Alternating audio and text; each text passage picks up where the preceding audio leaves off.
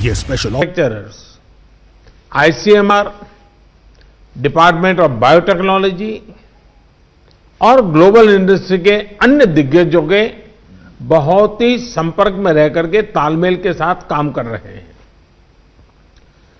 आप एक तरह से मानकर चलिए कि सभी कमर कस के तैयार बैठे हैं।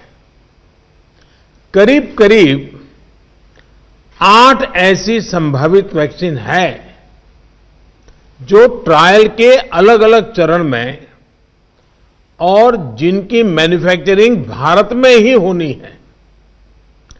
जैसा यहां चर्चा में भी बात आई, भारत की अपनी 3 अलग अलग वैक्सीन का ट्रायल अलग अलग चरणों में है।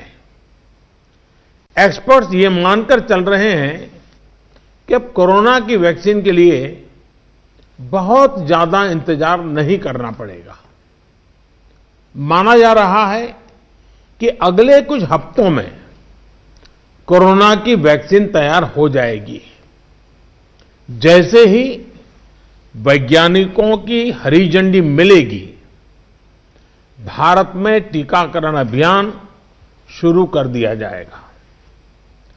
टीकाकरण के पहले चरण में किसे वैक्सीन लगेगी, इसे लेकर भी केंद्र सरकार राज्य सरकारों से मिले सुझावों के आधार पर काम कर रही है।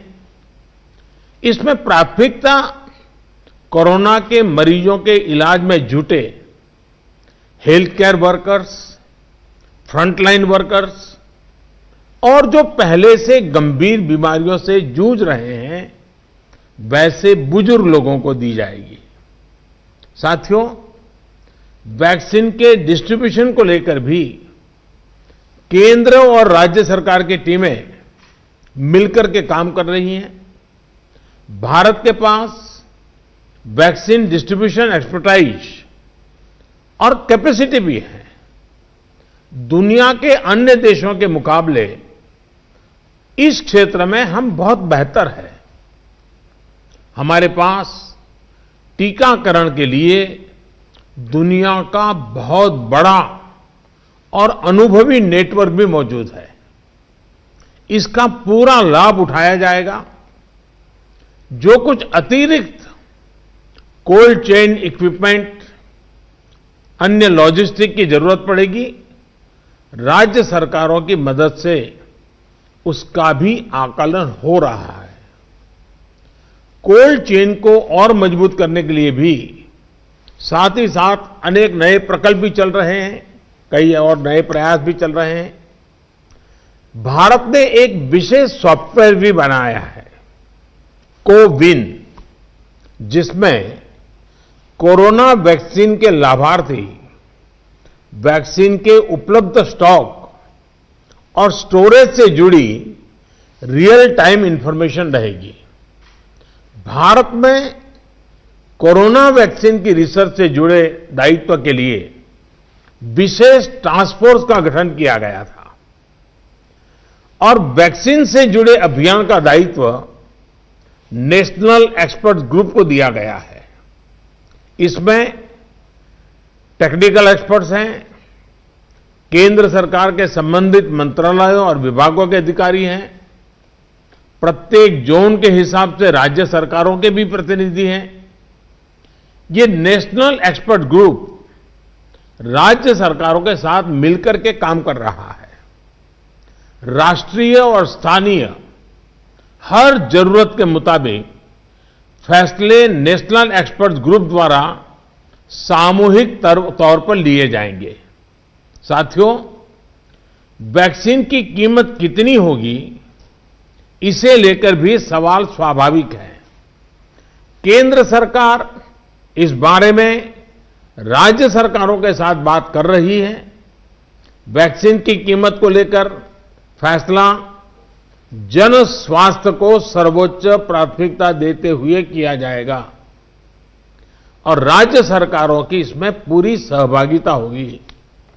साथियों, एक राष्ट्र के रूप में भारत ने जो फैसले लिए, जिस प्रकार भारत ने तेजी से वैज्ञानिक तरीकों को अपनाया, उसका परिणाम आज दिख रहा है। भारत आज उन देशों में है जहां पर प्रतिदिन टेस्टिंग बहुत ज्यादा हो रही है। भारत आज उन देशों में है जहां पर रिकवरी रेट भी बहुत ज्यादा है।